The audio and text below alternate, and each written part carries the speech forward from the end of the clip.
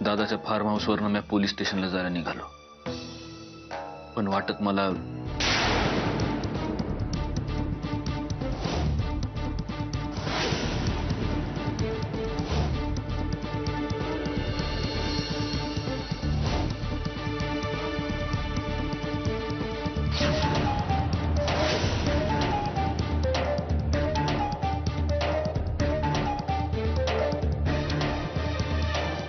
मला सांग, मग शालीचा आणि तुझा वाद झाला की मी ऐकला या, तेव्हा का नाही बोललास तू? सांगायचा प्रयत्न केला ना आजी, पण तिनं ऐकलं कुठं? आजकाल तिला माझा आवाजच ऐकू येत नाही. मी मारलेली साधी हाक सुद्धा ऐकू येत नाही माझ्या आईला. तिच्यासाठी या जगातला सगळ्यात नालायक आणि करंटा मुलगा ह्यो सत्यजित आहे. तसं नाही रे लेकरा. बघ आजी, तू गा माझी समजूत घालू नकस, कळलं ना? पोरा, शाली तुझ्यावर असं का वागते याचा कधी विचार केलायस तू? या समद्याला आपला भूतकाळ जबाबदार आहे. माझा पुरांत्या दळभद्री निघाला, त्याची शिक्षा समद्या घराला आणि खास करून तुला भोगावी लागली. एका माणसाच्या छंदापायी समद्या घराची कशी वाताहात होती हे स्वतःच्या डोळ्यांनी बघितलंच नव्ह तू? हा, शाली तुझी आय आहे र.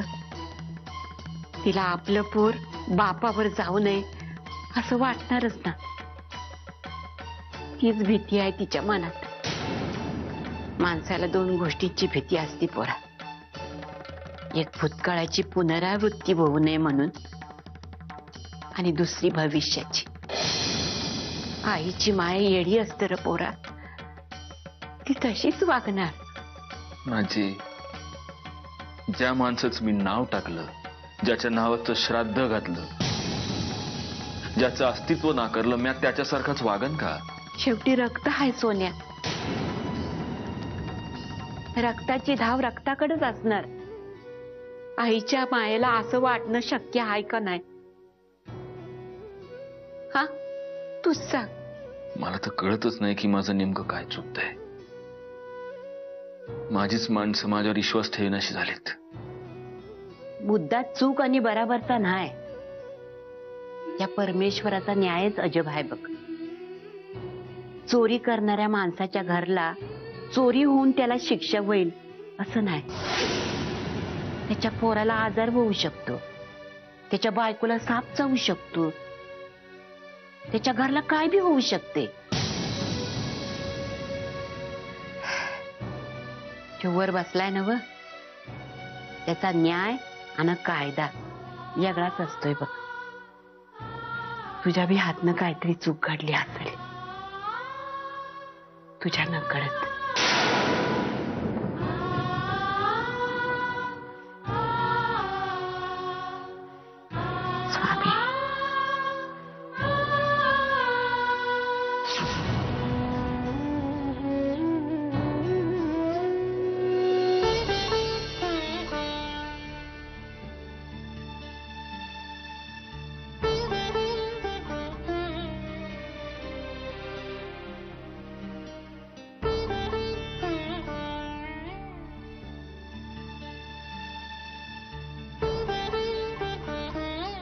सत्य आला? काय बोलला का तुला? नाही, शोध चालू आहे प्रियाचा. उपाशी असेल माझी पोर. संकटांची रांगच लागली या जणू. सटवाईनं बी काय नशीब लिहून धाडलंय तिलाच ठाव. सुख जणू तिच्या नशिबातच नाही. मी इथं का उभी आहे ठाव आहे? ही समोर देवाऱ्यात पूज्य पदावर बसलेली आहे ना, तिच्या समोर काय मागाया इनंते कराया नाही उभी इथे मी. तिच्याशी भांडाया उभी आहे मी. दर येळेला आशा दाखवून तोंडासमोरचा घास काय हिसकावून घेते ही? सुख द्यायचं असेल तर नका देऊ, माझं काय बी म्हणणं नाही, पण आशा तरी दाखवू नकस. आत्या प्लीज, हे बघा असं नका बोलू तुम्ही. मी असंच बोलणार. या देवीला माझ्या येदना कळत नाही तोपर्यंत मी असंच बोलणार. परमेश्वरानं माणसाची किती परीक्षा बघायची याला बी काही सीमा आहे का नाही? का जन्माला आल्यापासून मरेपर्यंत फक्त परीक्षा परीक्षा दुःख हेच आयुष्य आहे? आत्या तुम्ही थोडं शांत व्हा आधी. शांत व्हा प्लीज. नाही, मला माझ्या मनासारखं या देवीने कधीच काही दिलं नाही. त्याबद्दल मी तोंडातून एक अक्षर सुद्धा काढला नाही कधी. पण आता प्रियाच्या बी आयुष्यात ही तोच किस्सा गिरवतीय. पण नाही, म्या प्रियाच्या बाबतीत असं होऊ देणार नाही. म्या हिच्याशी भांडणार. आणि हिनं माझं ऐकलं नाही ना तर मी हिची भक्ती कधीच करणार नाही. नाही करणार हिची भक्ती. आत्या प्लीज तुम्ही प्लीज थोडं शांत व्हा. हे बघा, तुम्ही विश्वास ठेवा देवावर. आपली प्रिया नक्की परत येणार आहे.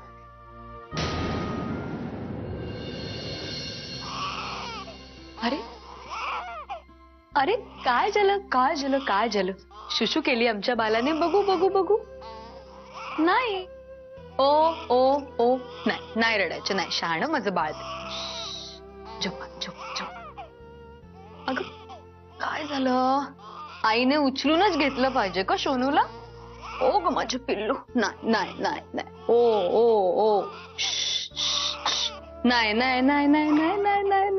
नाही. ओ ग माझं बबडू. नाही. ओ ग माझं पिल्ला. नाही ललायचं. उगी.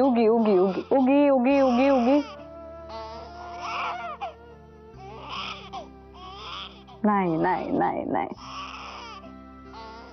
चला आपण भूल जायचं आमच्या सोनूला. भूल जायचं. चला. ओली माझ्या सोन्या. नाही.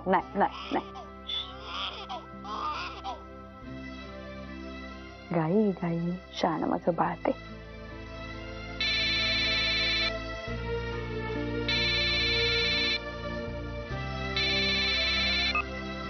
हा नगा बोल. सत्यजित, त्या मंजुषा वहिनींना जाग आली होती. अरे खूप घाबरल्यासारख्या वाटल्या रे. मी त्यांच्याशी बोलण्याचा प्रयत्न केला पण माझ्याशी काहीच बोलत नाहीयेत त्या. ऍक्च्युली मला ओळखत नसल्यामुळे वागत असतील अशा. तू प्लीज येतोस का इथे लवकर? अरे मी विचार करत होते तुला इतक्या रात्री फोन करावा की नाही, पण डोंट वरी, मी येतो. ताबडतोब येतो. बाय.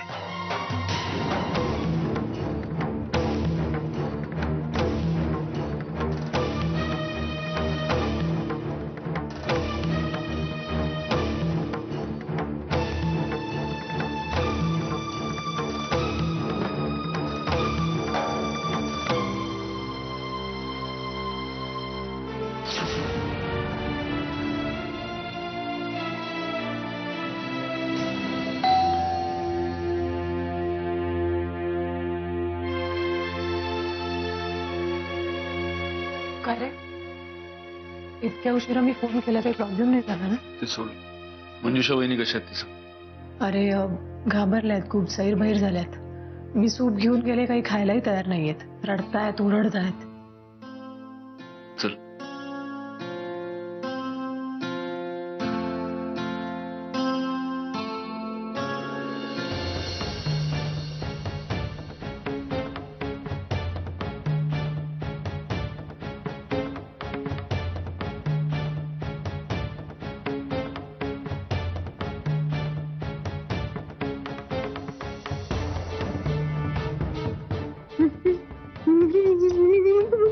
मी काहीच नाही केलं. अहो मी सत्यजित काहीच बोलली नाही. मला मी नाही खोटं वहिनी. अहो इथे बघा माझ्याकडे. मी सत्यजित आहे, सत्यजित मुदोळकर. वहिनी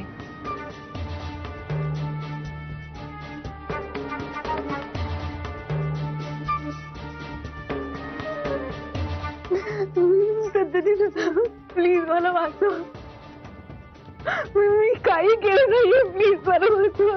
बघा, मी इथे असताना तुम्हाला कोणी काहीही करणार नाही. तुम्ही सुरक्षित आहात. तुमच्या इथे लक्षात. तुम्ही प्लीज काहीतरी करा, असेल तर ते मला मारून टाकतील. मला खूप भीती वाटते.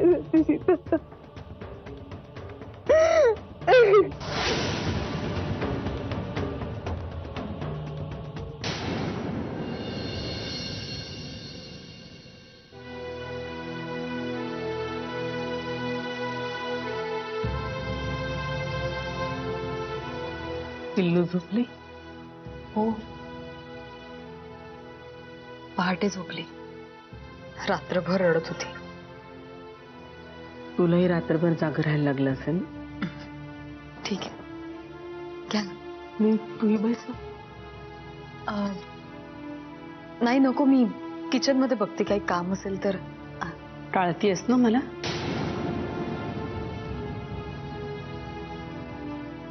काही काम नाहीये किचन मध्ये, मला माहिती आहे. असं नाही आई, मी कशाला टाळीन तुम्हाला. मी सध्याबद्दल विचारेन म्हणून. नाहीये ना तो घरी? कदाचित पोलीस स्टेशन मध्ये गेले असतील. सकाळीच बाहेर पडले ते. सकाळी गेलाय का? हो. मंजिरी, मला आई म्हणतेस ना, त्याच अधिकाराने एक गोष्ट सांगते. आयुष्यात मी एकच सर्वात मोठी चूक केली आणि ती चूक तू करू नयेस म्हणून सांगते. आपल्या नवऱ्यावर विश्वास ठेवणं चांगलंच आहे मंजिरी, पण त्याच्या दुर्गुणांना पाठीशी घालणं हे नेहमीच चुकीचं आहे. नेमकी तीच चूक मी केली ग. मी माझ्या मनाची लाख वेळेला समजूत घालत राहिले. असं वाटलं की आपली आबरू जाऊ नये. जगापासून, लोकांपासून हे सगळं लपवत राहिले. घरात नाही 4-4, 5-5 दिवस गायब असायचे. गौरांग आणि सत्यजित दोघंही मला विचारायचे. मी त्या दोघांनाही सांगायचे की तुमचे वडील कामाला गेलेत. का? तर त्या दोघांच्या मनातली त्यांच्या वडिलांची प्रतिमा मलिन होऊ नये म्हणून. शेवटी माझ्या नशिबात होतं तेच झालं. पण त्या चुकांनंतर मी शहाणी झाली. म्हणून सांगते तुला. आई, बोलू दे मला. सत्यजित सकाळी नाही तर मध्यरात्री 3-3:30 घराबाहेर गेलाय. पिल्लूच्या रडण्याचा, त्याच्या गाडीचा, फाटकाचा आवाज मी ऐकलाय मंजिरी.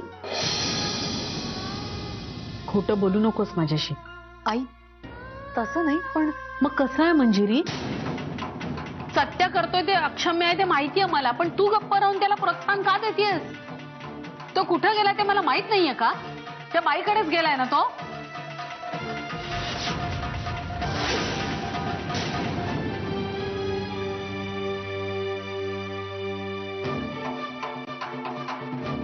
घ्या वहिनी, नाश्ता करून घ्या.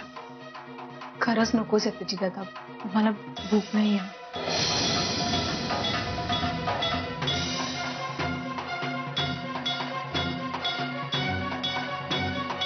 वहिनी, एक विचारू? नेमकं काय झालं?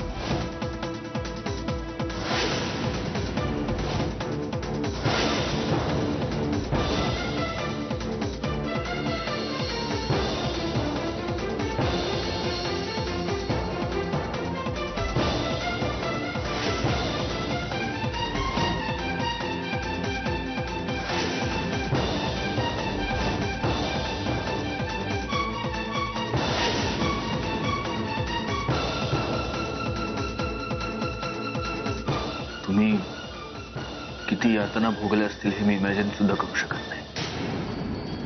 पण आता महत्वाची गोष्ट ही आहे वहिनी की दादाला अजिबात कळता कामा नाही की तुम्ही इथे आहात. आणि ते त्याला कळणारही नाही. तुम्ही काळजी करू नका. त्यानं तुम्हाला मारून रस्त्याच्या कडेला मरायला सोडून दिलं होतं. त्याला आता याच गैरसमजात राहू दे की तुमचं खरंच काहीतरी बरं वाईट झालंय. आणि तो इथे पोहोचणार नाही, तुम्ही काळजी करू नका. या सगळ्यातनं एक गोष्ट चांगली घडली. तुमच्या आयुष्यातून दादा होळकर नावाचं ग्रहण कायमचं सुटलं. सत्यजित दादा, खरंच ते ग्रहण दूर झालंय का? म्हणजे नाही म्हणजे मला तरी वाटतं की इतक्या सहजासहजी ते सोडणार नाहीत मला. मी खरंच मेले आहे का नाही याचा पाठपुरावा ते नक्की करतील. इतक्या सहज तर मरणही येऊ देणार नाहीत ते मला. मंजुषाताई, नका एवढा निगेटिव्ह विचार करू. मला माहिती आहे तुम्ही जे काही भोगलंय त्यानंतर भविष्याचं चित्र सुद्धा तुम्हाला भयानक आणि विदारकच दिसतंय. पण माणसाचा काळ बदलतो, वेळ बदलते, त्याचं नशीब बदलतं. इथून पुढे जे काही घडेल ते चांगलंच घडेल. तुम्ही विश्वास ठेवा माझ्यावर.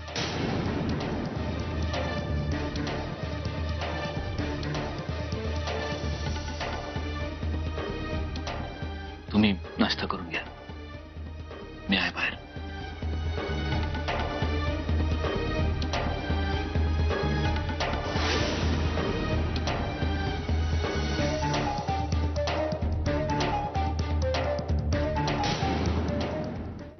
आई, मला वाटतं तुम्ही हे फार ताणायची गरज नाहीये. त्यांचं काहीतरी महत्वाचं काम असेल म्हणून गेले असतील. मध्यरात्री 3-3:30 वाजता? मंजिरी, तू आयुष्यभर झापडं बांधूनच वावरणार आहेस का? मी तुला काय समजावतीये, तू मला काय सांगतेयस? आई प्लीज, मला आपल्या घरात आता आणखी वाद नकोय. मलाही नकोय, मलाही नकोय. पण तो जे काही वागतोय ते बरोबर आहे? नाही मंजिरी, मी माझ्या संस्कारांवर, माझ्या शिकवणुकीवर कलंक लागू देणार नाही. या घरात राहून तो असं वागू शकत नाही. आज तो अशा पद्धतीने वागतो, उद्या आणखीन मनमानी करेल. मला नाही ते खपणार. तोच म्हणतो ना नेहमी, त्याच्यासाठी माझा शब्द हा शेवटचा असेल, अंतिम असेल. मग आता माझंच म्हणणं आहे, त्यांनी या घरात पाऊलच ठेवायचं नाही. जोपर्यंत त्याच्या डोक्यातून ही दुर्बुद्धी जात नाही तोपर्यंत या घराचा उंबरा ओलांडून त्यांनी आत यायचं नाही.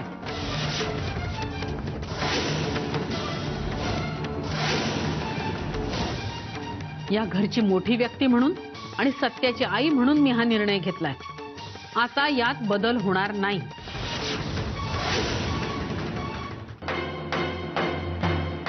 आई सॉरी, पण तुमचं हे वागणं मला अजिबात पटलेलं नाहीये. पटलं तर मला बी नाही. मला ठाव आहे तू चुकती आहेस. म्हणलं असू दे, जाऊ दे. माय लेकरातलं भांडण आहे, आपलं आपण सोडवतील. 1-2दा तुला समजावण्याचा बी प्रयत्न केला म्या, पण तू तुझा ह्याका सोडायलाच तयार नाहीस. कसला कसला ग हंपणा? सासूबाई प्लीज, तुम्हाला काही माहिती नाहीये, तुम्ही यात पडू नये. मला माहिती नाही आणि तुला काय ग माहिती आहे? अगं जलम लोटला माझा लोकांचे चेहरे वाचता वाचता. काल सत्या घरला आला तेव्हा तू त्याच्याशी कशी वागलीस विचार कर जरा. मी बरोबरच वागले. चुकीचं वागली आणि आता बी चुकीचंच वागते आहे. हा, सत्या अंगाच्या घरला गेला होता, खरं आहे की. पण तो तिथं कशापायी गेला होता हे विचारलंस त्याला? प्रयत्न तरी केलास का विचारण्याचा? हा, ते विचारायची गरज नाही वाटली मला. पण आता मी तुला सांगणार आहे, ते ऐकणार आहे का? त्याची बी गरज वाटत नाही तुला? मग सांगा ना, तुमचा लाडका दिवटा त्या 1.5 दमडीच्या बाईकडे रात्री काय उद्योग करत होता त्याने तुम्हाला सांगितलंय ना, मग सांगा ते. तोंड सांभाळून बोल छाले. ही सासूशी बोलायची रीत नाही. माझ्यातला सासूपणा जागवू नगस. काल सत्या प्रियाला शोधण्यासाठी घराबाहेर पडला, पण अगदी पार दादा होळकरच्या घरला पन्हाळ्याला जाऊन पोहोचला. पण तिथं बी प्रियाचा शोध लागला नाही त्याला. म्हणून शेवटी त्यानं पोलिसात जायचं ठरवलं आणि पोलीस स्टेशनात जाताना रस्त्यात त्याला अर्धमेल्या अवस्थेमध्ये दादा होळकरची बायको मंजुषा सापडली.